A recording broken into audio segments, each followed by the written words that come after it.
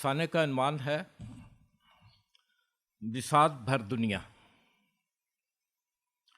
پہاڑوں سے اچھلتا جھاگ پھیلاتا نیچے کی طرف گول گول چکنے پتھروں پر بہتا شفاف پانی جب پرسکون ندی میں آن ملتا ہے تو میرے خیال میں اسے خود بھی پرسکون ہو جانا چاہیے، لیکن میں نے ایسا کم ہی دیکھا ہے۔ اس شوریدہ سر پانی کو پرسکون میدانی فضا میں ندی کی دھیمی اور بے آواز روانی کبھی راس نہ آئی۔ اس نے ہمیشہ بغاوت کی، اور اگر کچھ نہ ہو سکا تو کناروں سے اچھل اچھل کر نزدیکی آبادیوں کو اپنے جنون کا پیغام بھیجنا اس کی دیوانگی نہیں تو اور کیا کہا جا سکتا ہے۔ وہ تھی تو برسات رت میں شگفتہ کلی کی مانند، بات بات پر دل دہلا دینے میں اسے مہارت حاصل تھی۔ الفت میں بھٹکی ہوئی ان فونی فونی راہوں کی مانند یادیں برسوں کی پیاس مجھے آج بھی بے چین کر دیتی ہیں۔ اچھا ٹھہریے، شاید میں اپنی بات اس طرح نہ سمجھا پاؤں۔ آئیے اس بوتہ خاک کو ابتدا سے دیکھتے ہیں۔ وہ دن میری زندگی کا انیلا دن تھا۔ اس دن نفیسہ بہت خوش تھی، لہرا لہرا کر میرے کلوں پر انگلیوں سے نقش بناتی۔ جب میرے بالوں میں پیار سے انگلیاں پھیرتے ہوئے انہیں یکلخت بکھیر دیتی تو خوب ہنستی۔ جب میں نے وفور جذبات میں اس کا ہاتھ اپنے ہاتھوں میں لیا تو اس کی انگلیاں چٹکنے لگیں، تو بیک وقت وہ درد اور ہنسی میں اپنے دوسرے ہاتھ سے مجھے نوچنے لگی۔ چھوڑو مجھے، چھوڑو نا بدتمیز انسان۔ وہ ہنستی ہنستی اچانک خاموش ہو گئی۔ میں نے اس کے چہرے پر کرب کے سائے دیکھے، وہ کچھ کہنا چاہ رہی تھی۔ میں بول اٹھا، کہو نفیسہ، تم کیا کہنا چاہ رہی ہو؟ تب اس نے مجھ سے بنا کسی جھجک اپنی خواہش کا اظہار کیا تو میرے جسم میں جان نہ رہی، میرے وہم و گمان میں بھی نہ تھا۔ میں اس کی بات سن کر اندر سے دہل سا گیا۔ کیا ایسا ممکن ہے میرے لیے؟ یہ کیا کہہ رہی ہے؟ اچھا، اب آپ پوچھیں گے کہ یہ نفیسہ کون ہے؟ رکیے، میں پوری تفصیل سے اس معاملے کو آپ کے سامنے پیش کرتا ہوں۔ نفیسہ میری دوسری بیوی ہے، بے حد خوبصورت ہے۔ سچ پوچھیے، تخلیق کار نے اس کی تراش خراش اور رنگ و روپ میں ممکنہ حد تک مبالغے سے کام لیا ہے۔ ممکن ہے کہ وہ اس پری چہرہ کو صرف اپنے لیے مختص کرنا چاہتا ہو، لیکن وہی بنیادی غلطی کہ اسے خود اپنی غلطی کا احساس ہو چکا تھا۔ اب اپنے ہاں اس نے اپنی تخلیقی مہارت اور بجھارت کو بھلا کہاں استعمال میں لانا تھا؟ سارا پروگرام ہی نہ بدل جاتا کائنات کا؟ سو آدم کے سر مونڈ دی گئی۔ میری پہلی بیوی عارفہ اپنے بچوں کے ساتھ رہتی ہے، میں بھی انہی کے ساتھ ہی رہتا ہوں، لیکن کبھی کبھی الگ ہو جاتا ہوں۔ بس وہ الگ رہنا کیا ہے، یوں سمجھیے کہ ہم اپنے اپنے انتظامی یونٹ میں رہتے ہیں۔ نفیسہ ابھی تک اپنی ماں کے ساتھ رہتی ہے۔ ہم دونوں نے اپنی شادی کو اپنے اپنے خاندان سے خفیہ اٹھا رکھا ہے۔ مجھے شادی کے لیے چند دوستوں کو بتانا پڑا تھا، اس نے تو سرے سے کسی کو شامل حال ہی نہ کیا۔ صرف اس کی ماں جانتی ہے کہ وہ میری منکوہہ ہے۔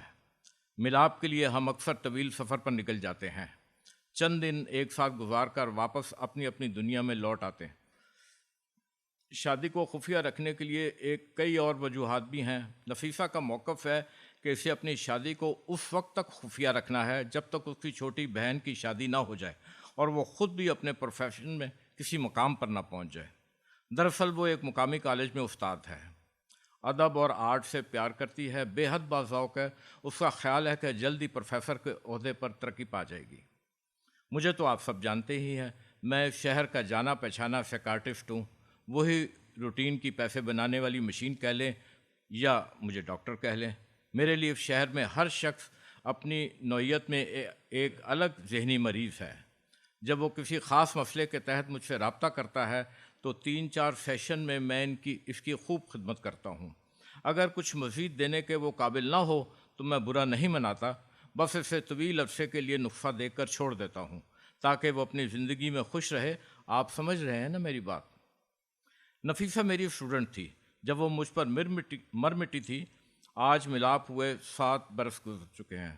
اس نے قصداً اولاد سے اجتناب برتا، اور خود بھی مجھے اولاد کی کوئی تمنا نہ تھی کہ پہلی بیوی سے میری اولاد ہے، اور وہ سب اپنی اپنی دنیا میں مست اور خوشحال ہیں۔ اب چند دنوں سے نفیسہ کچھ بے چین سی لگ رہی تھی۔ شادی کے پہلے 2 برس اور بعد ازاں اگلے 5 برسوں میں ہم نے جسمانی تعلق کو بہت اہم سمجھا، لیکن سچ پوچھیے تو میں نفیسہ کی محبت اور جسم دونوں میں گرفتار ہوں۔ وہ عادت کی بہت اچھی ہے، ہمیشہ کمپرومائز کرنا، ہمبل رہنا، محبت میں اظہار کو عشق کی بنیادی کلید سمجھنا اس کے لیے بہت اہم ہے۔ وہ سگمنڈ فرائڈ کی قائل نہ ہے جس نے عورت کو ہمیشہ تبدیلی سے عاری سمجھا اور ایک حد تک غیر فعال پیسف کہا، لیکن حقیقت یہ ہے کہ وہ اپنے باطن میں فرائڈ کی پینس اینڈ وائی کی لغوی مثال ہے۔ یہ سب میں اس کے ساتھ جسمانی تعلق، یا یوں کہہ لیجئے کہ شادی کے بعد میں نے یہ سب کچھ جانا۔ وہ جسمانی اور ذہنی طور پر اس قدر پرجوش اور بے چین ہوتی کہ میرے پورے جسم کو اپنے اندر اتار لینا چاہتی تھی۔ وہ اپنے جسم میں عضو تناسل کی کمی کو علامتی سطح پر مجھے منفیت کا نشانہ بناتی اور جوابی طور پر میرے وجود کو کسی مرد کی بجائے عورت کا جسم سمجھتی تھی۔ اس بات کا اظہار لاشعوری طور پر ان ہیجان خیز لمحات میں وہ خوب کرتی جس پر مجھے کبھی کبھار فزیکل تشدد کا سامنا بھی کرنا پڑتا۔ خیر، میں یہ کہہ سکتا ہوں کہ ہم نے ایک دوسرے کے وجودی امکانات کی عمیق گہرائیوں سے اور شعوری طور پر محبت کے اظہار کو زبان دے کر زندگی کا خوب لطف اٹھایا۔ ابتدائی چند برس تو چھٹیوں میں گزر گئے، تب رفتہ رفتہ ہم دونوں کو یہ احساس ہونے لگا کہ ہم تنہا ہوتے جا رہے ہیں اور کہیں کہیں اپنی ذمہ داریوں سے چشم پوش بھی۔ پھر یہ ہوا کہ ہماری گفتگو کا محور یہی موضوع رہنے لگا۔ بظاہر اس شادی کے بعد میرا کچھ بھی اسٹیک پر نہ تھا، بلکہ میں قدرے بہتر پوزیشن میں تھا، تاہم نفیسہ کے اندر مجھے ایک عجیب سی بے چینی ابھرتی نظر آنے لگی۔ کبھی کبھار تو وہ خفیہ شادی کے تعلق پر پڑھی لکھی ہونے کے باوجود مباح کی بحث میں الجھ جاتی، جو میرے لیے سہانے روح ہوتا۔ آپ کی منقوہہ جب گناہ کی دہلیز سے آواز دے تو مرد کے لیے مشکل تو ہو جاتی ہے نا۔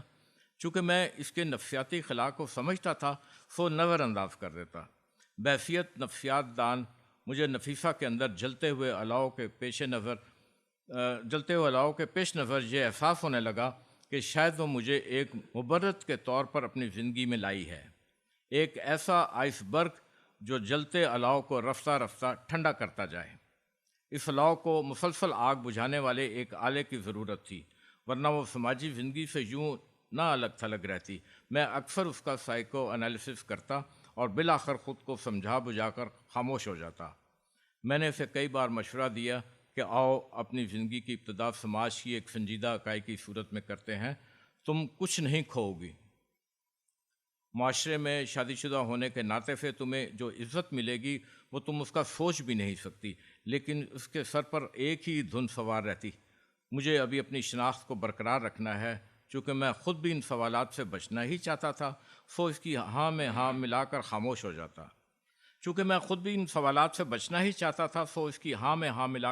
ہو جاتا۔ جس دن ہماری آخری ملاقات ہوئی وہ کوئی طے شدہ آخری ملاقات نہ تھی، حسب معمول ایک تفریحی ملاقات تھی۔ ہم شہر سے دور تفریح پر 2 دن کے لیے ایک وسیع و عریض فارم ہاؤس میں ٹھہرے ہوئے تھے۔ زندگی کی ہر سہولت وہاں موجود تھی۔ فارم ہاؤس کے مالک میرے دوست تھے، انہی کی دعوت پر میں پہلی بار نفیسہ کو لے کر وہاں گیا تھا۔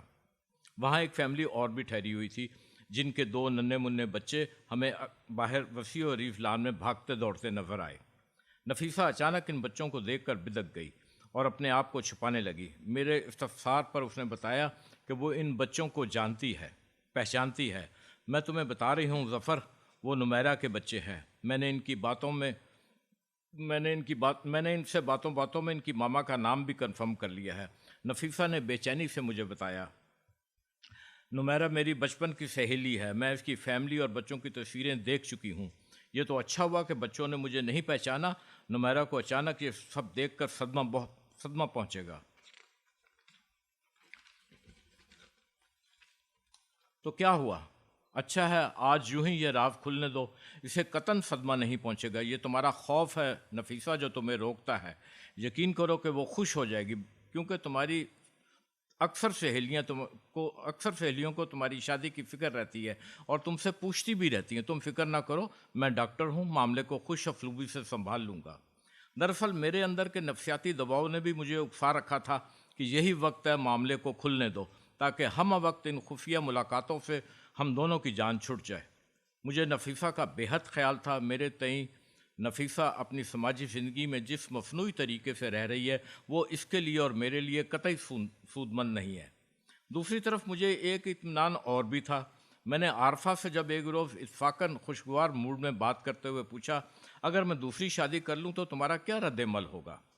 اس پر وہ بولی، مجھے کیا، آپ بھلے 4 شادیاں کر لیں، بس میرے بچوں کے مالی معاملات اور مستقبل کو محفوظ کر دیں، آپ جو چاہیں کریں۔ گو یہ بات اچھی خاصی کھٹکنے والی تھی، لیکن میں اسے نظر انداز کر گیا۔ لیکن سچ جانے عارفہ کی اس بات نے مجھے ذاتی طور پر بہت سہارا دیا تھا۔ وہ الگ بات کہ یہ احساس شدید کرب میں پہنچا گیا کہ اب عارفہ بھی اس ٹھہرے ہوئے سماج میں میری طرح کی ایک ذمہ دار اکائی بن چکی ہے۔ ذمہ دار اکائی کامرس کے اندر ہے، ذمہ دار اکائی بن چکی ہے جہاں انسانی قدروں کی نمو رک چکی ہو۔ میرے لوگوں پر ایک تنزیہ سی مسکراہٹ خود بخود ابھر آئی۔ اب اس معاشرے کو کسی قسم کا کوئی خطرہ نہیں ہے۔ مجھے جب بھی اپنے آپ کو سماجی کٹہرے میں لانا پڑا، میں اپنی حیثیت کا فائدہ اٹھا کر فوراً آنکھ بچا کر نکل گیا۔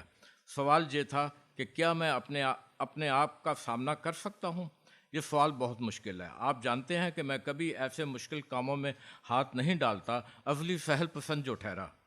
یہاں پہنچ کر یہ احساس بار گراں کی طرح میرے قدموں پر آن پڑا کہ وقت خود تو رک چکا ہے، لیکن جان بوجھ کر معاملہ طویل کر رہا ہے، اسے کچھ اور نہیں مل رہا۔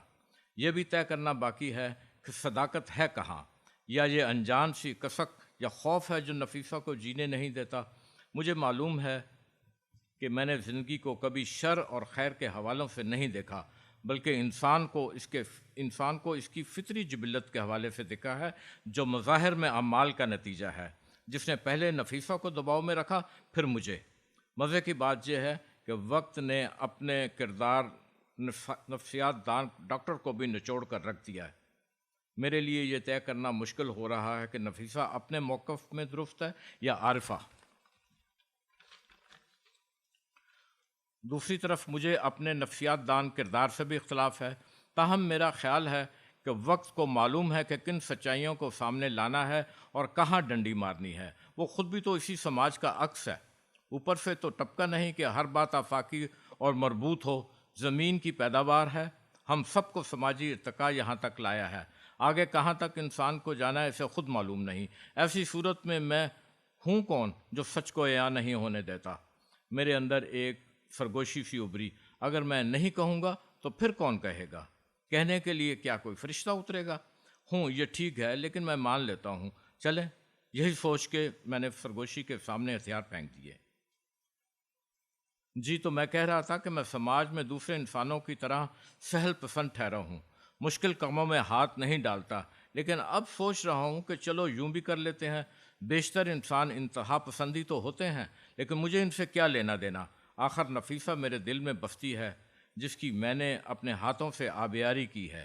اگر وہ چاہے تو سب کچھ ہو سکتا ہے، آخر ہو ہی رہا ہے نا، جو وہ چاہ رہی ہے وہی ہو رہا ہے۔ وہ جس شدت سے مجھے پیار کرتی ہے، مجھے کچھ تو اسے واپس لوٹانا ہے۔ پیار کے بدلے پیار، پیار کے بدلے زندگی، پیار کے بدلے ہر وہ شے جسے وہ اس دنیا میں برتنا چاہتی ہے۔ میں نے نفیسہ کی طرف دیکھا، وہ دانتوں سے مسلسل اپنے ناخن کتر رہی تھی۔ اس کی ازلی معصومیت اس کے چہرے پر شفق کی طرح نمودار ہونے لگی۔ میں نے دھیرے سے اس کا ہاتھ اپنے ہاتھ میں لے لیا۔ ہم دونوں کی آنکھیں ایک ساتھ ڈبڈبا گئیں۔ ہاں نفیسہ، تم شادی کر سکتی ہو، جاؤ اپنی بساط بھری نئی دنیا بساؤ، میں یہیں آس پاس کہیں تمہیں زندگی کے سفر میں ملتا رہوں گا۔ شکریہ۔